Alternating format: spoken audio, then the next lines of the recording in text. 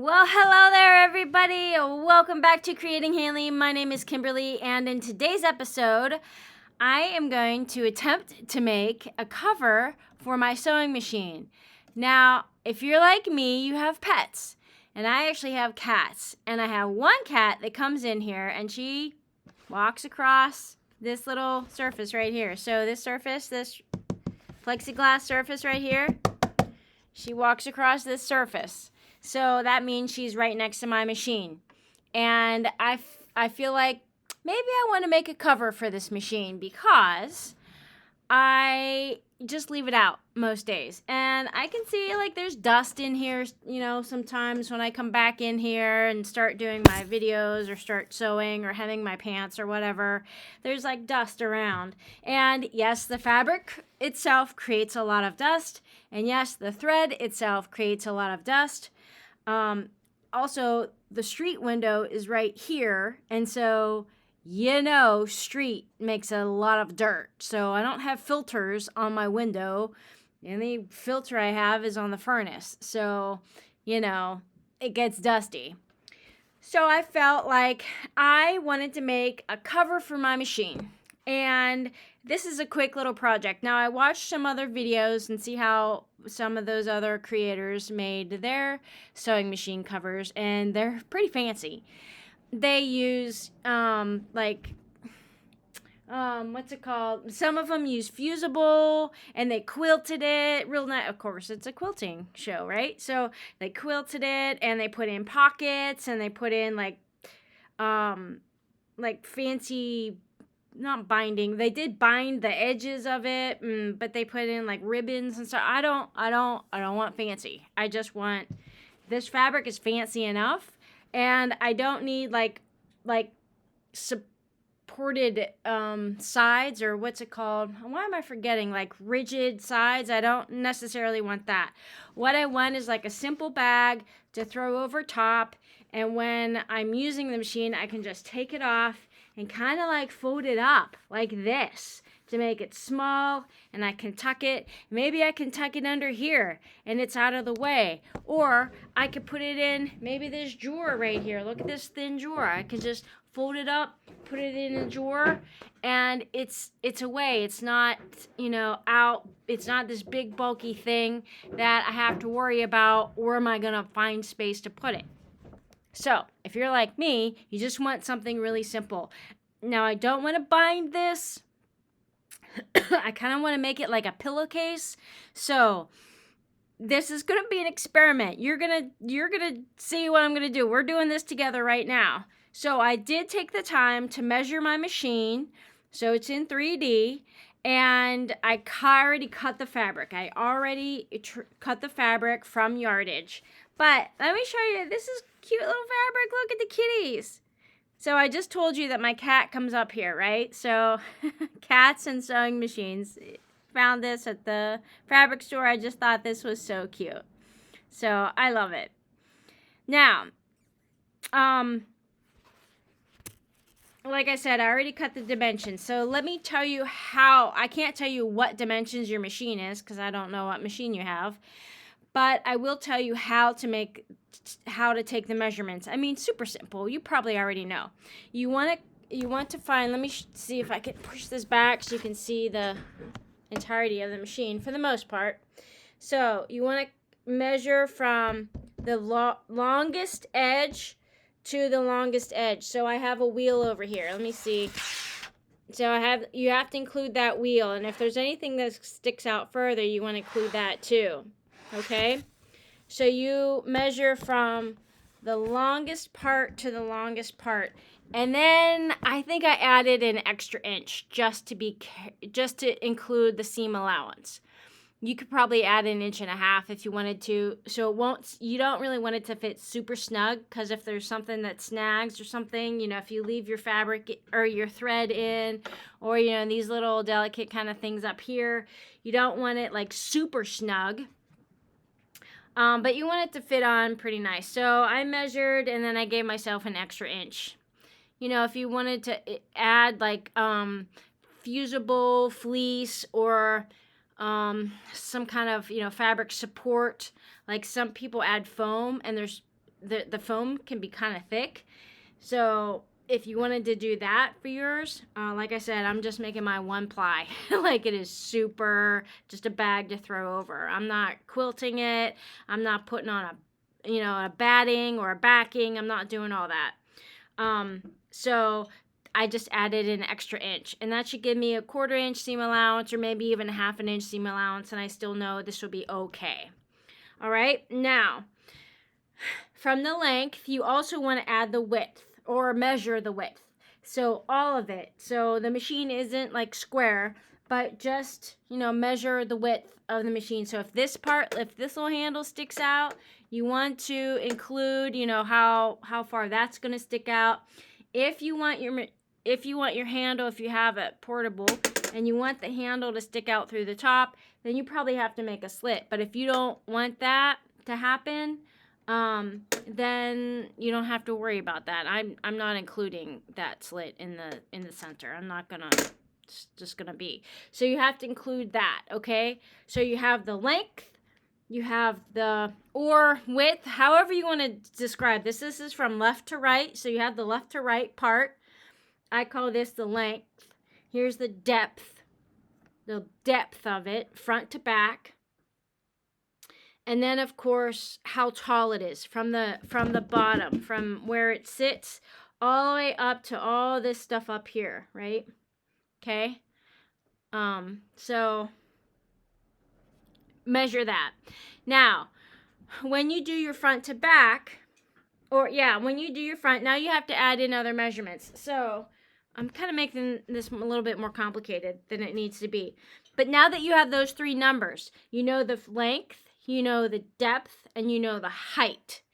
So when you make your front and back panel, I just cut all of mine separately. Now some creators, if you watch some of their videos, they just make a full panel front to back. So they're measuring the entire length of, from bottom, from tabletop all the way over the top to the tabletop to the bottom. Okay, so that is one length, that one long piece of fabric. I didn't do that. I just measured the front panel, measured the back panel, the top panel, and 2 sides. So that's 1, 2, 3, 4, 5. I have 5 pieces of fabric that I'm going to sew back together. Okay. Now, once you have the length, now you have to add the height. So mine is 19 inches long, and it's also 13 inches high. So my front and back panels are 19 inches long and 13 inches high. I know the height remains the same. So on the side, it's also 13 inches high, and this happens to be 10 inches from front to back. So I have 2 panels exactly the same, 13 inches high by 10 inches. And then I only need 1 top panel, and I know this is 19 inches long, and I know this is 10 inches, right? This is 10 inches, this is 10 inches, this is 10 inches. So it's 19 by 10. So those are my measurements. I need 1 of those, 2 sides, and 2 front and back, okay? So once you get that figured out, cut your fabric, pause, come back. Now I already have mine put together. I'm sorry, not put together, cut out. And I already have it ironed. Now, one thing I just thought about right now, I probably should have washed this because there's going to be some shrinkage. The fabric is going to shrink. And you know what? I did not account for the shrinkage of the fabric. Now, if you use a fusible or some kind of stabilizing, I keep looking up there because that's where I have my stuff, or some kind of like foam stabilizing, your fabric probably can't shrink as much if you throw it in the wash. So I just thought about that. So you may want to pre-wash your fabric first. So that's my suggestion, strong suggestion. Pre-wash your fabric so that all the shrinkage is out, it's already done. And then you have confidence that when you cut your panels, it's going to be precise the rest of the life. So after you wash it, after you put it together, got it all, sewed up, fits on there nice, and then say like the cat barfs on it or something. Now you got to throw it in the wash. next time after, you know, it comes out of the dryer, you put it on here, you're like, uh-oh, it's a little snug. So, just like my jeans, uh-oh, a little snug. So maybe do that. Wash it. Or do your sizing, like pre-shrink it somehow first, okay? That's one thing I regret already. Anyway, here's my top panel. Whoop. And then here's my side panel. Now remember, it's gonna look like it's too long because I have this acrylic on, but when I take the acrylic off, this goes all the way down to the bottom. So this goes all the way down to the table. And then I have my two front and back pieces, my two front and back panels. Okay, so this video may get a little long because I'm going to try to figure it out right now. And you know I don't edit. But let's come over to the thingy over here, this surface.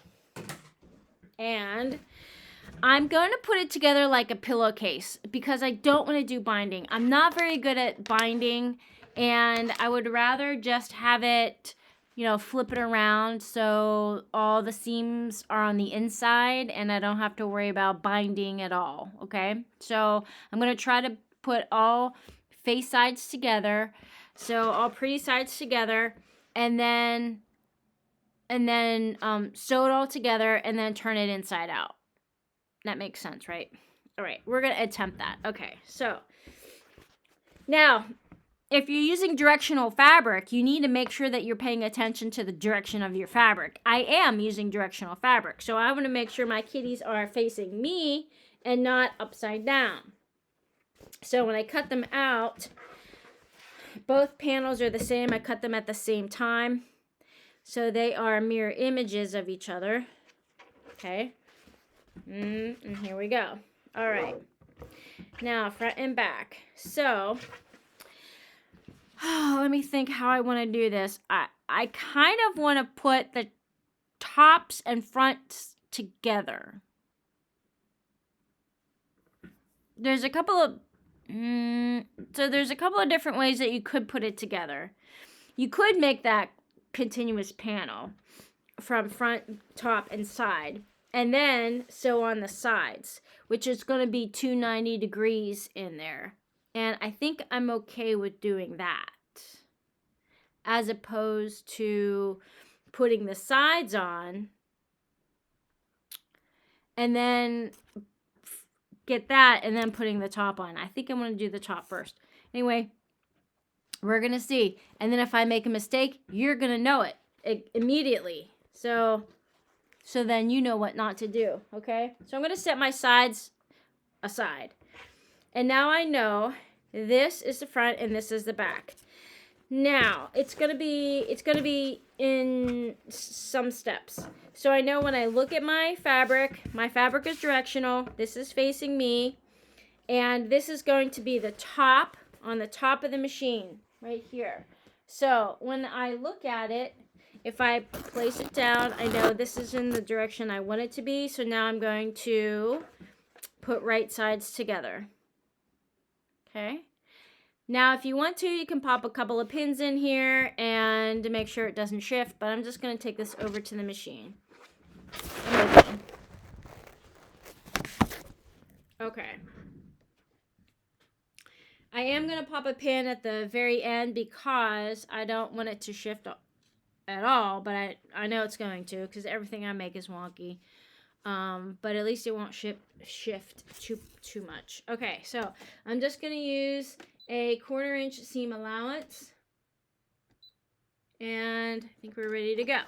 Okay, and make sure everything looks right. So this part is going to get a little bit boring, but I'm just going to use a 1/4 inch seam allowance. And if you want to fast forward through here, feel free. I try to speed this up a little bit, but the faster I go, the more mistakes I make. So I'm going to try to keep it like a medium speed. And then when you get to your pins, stop and take the pins out. I remember back in, I don't know, the day, we used to leave the pins in. And when I started when I took up sewing again, everybody says take the pins out. Well, I think that's because the needle can torque. It can get bent or break. So I guess people have learned over the years to take the pins out. It's a lot easier. All right. Now, I'm not going to worry about ironing it just yet, but see how the seam is? It's on the inside, and then I don't have to worry about binding it. I don't have to worry about, making sure the seams are hidden or anything like that. It's already going to be hidden. Put it on. Okay. Now, the other part of this is to make sure the back, so if I just drape this over, I want to make sure the back panel, where is my back panel? This is my back panel. My back panel is in the correct direction. So remember, I'm using directional fabric.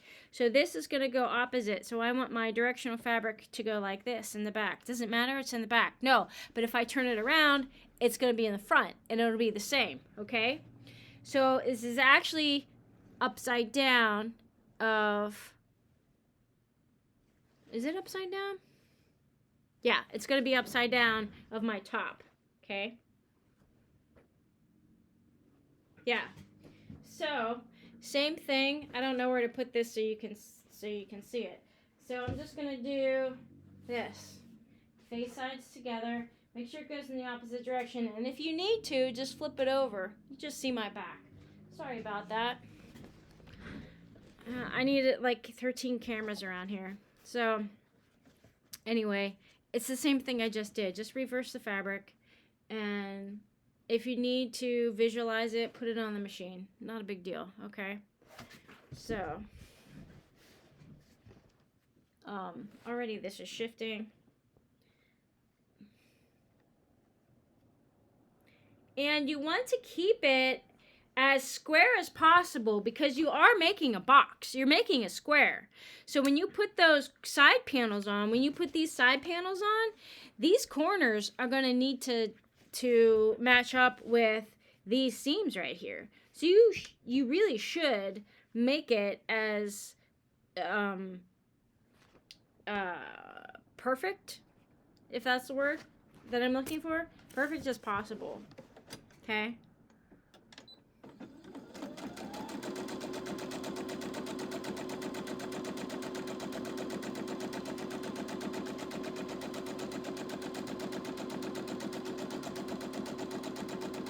And yes, I could go faster with the speed on here, but now this looks like it's an 1/8 of an inch off. Is this an 1/8 of an inch off? No. So I don't know. I got a little shift in the fabric somewhere. Okay. Take that out. Now I am going to iron these seams. Okay, so you take it over to your, my iron turned off. Take it over to your iron, just press the seam, and then just press the seam to one side.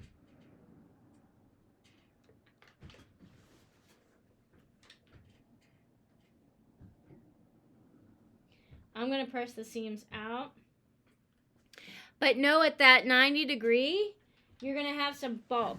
So there's going to be some bulk right here. So you may want to like trim this at an angle. It's up to you, but just be careful you don't trim off too much, okay? And now you put the sides on. So let me take you back over to here because I'm going to do some pinning. And I wish I could do this like really quick. But now this whole straight side needs to line up with these three sides, okay? So find where your front is, find where the top is, and find where the back is.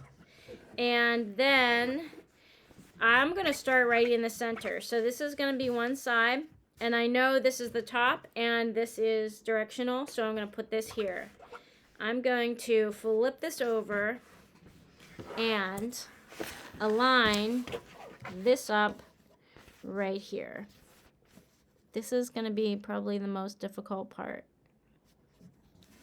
And you want to overhang. So if you can see, there's a seam right here. I want to overhang that by 1/4 inch. And there's a seam right here, and I overhang that by 1/4 inch. So you want to make sure that you evenly align your side. Now, I'm not sure if how I want to do this exactly right now.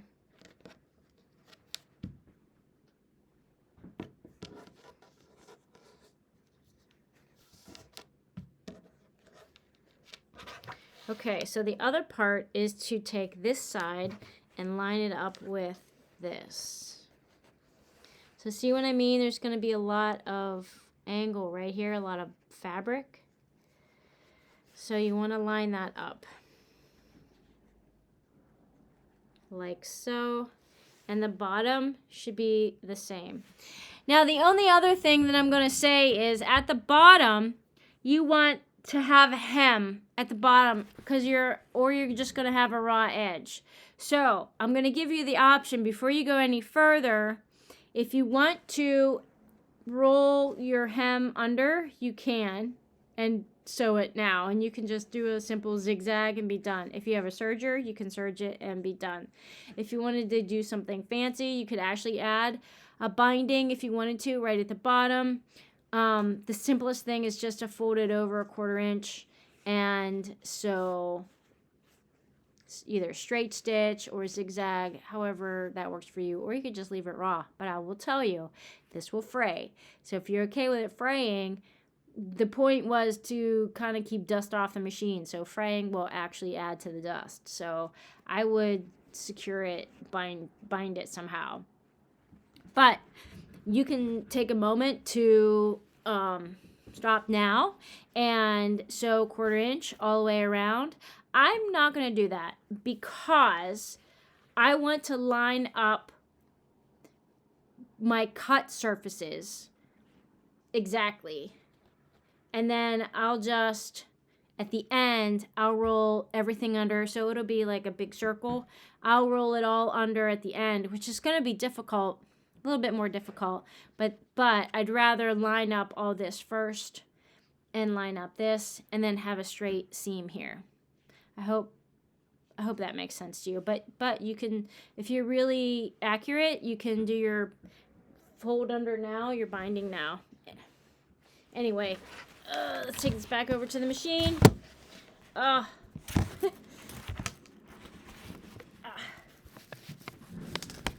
This is a really bad video. Sorry, guys.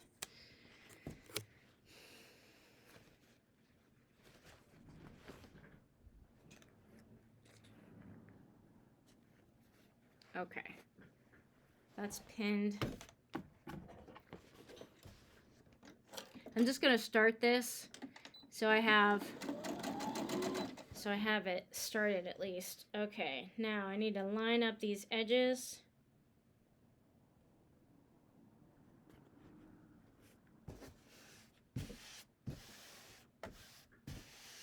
Smooth out the fabric underneath.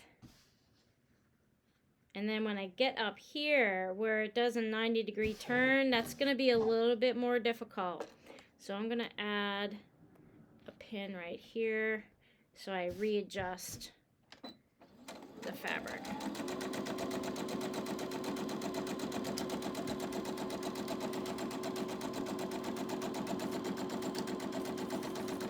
All right, now I'm at the pin, so I want to make sure that my fabric is in the straight line. I'm still using a 1/4 inch seam allowance. And if you need to, just slow it down a little bit. And I'm going to backstitch because this is a stress corner. There. Okay, now I'm going to turn it. Now make sure your bottom fabric is out of the way when you turn it.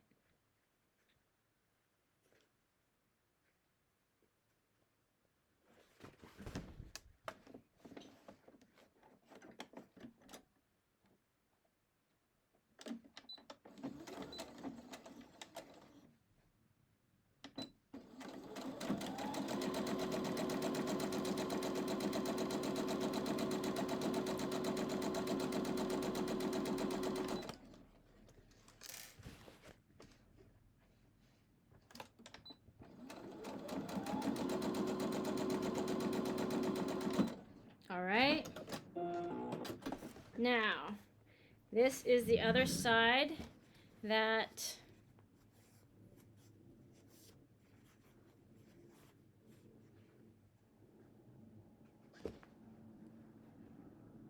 line up that fabric again at the bottom.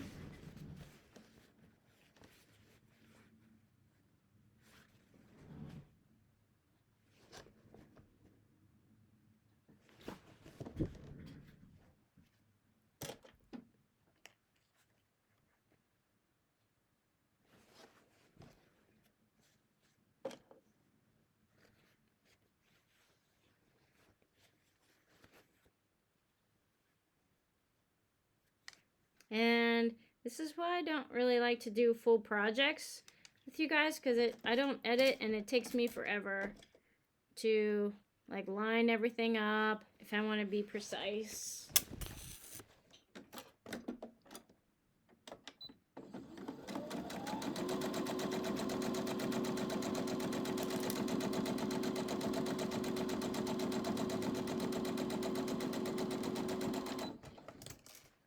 All right. So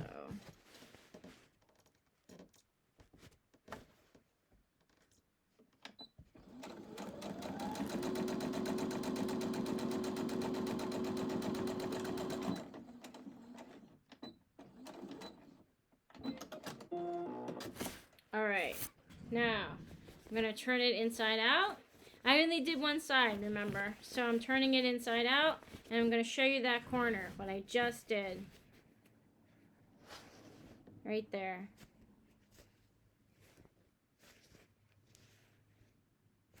Okay, and then here's the other one.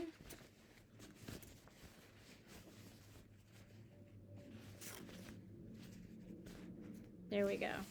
All right, so I know the other side is not done, but if I put this over the machine like this, hey, there we go. All right. And that's that. That's all I'm going to do on film because this is taking forever. But I have to take the acrylic off in order for the fabric to go all the way down to the bottom. But that is what it looks like in a nutshell so far. Okay? And I can take this off just like that. Fold it up. My fold it up. And then put it in a drawer. And then it's out of my way. I can do my work. And then when I leave the room, I can throw this back on. Like so. And voila. Alright, you guys. Have fun making that. Maybe in the future I'll show you what I did to the bottom. I'll see you on the next episode. Bye for now.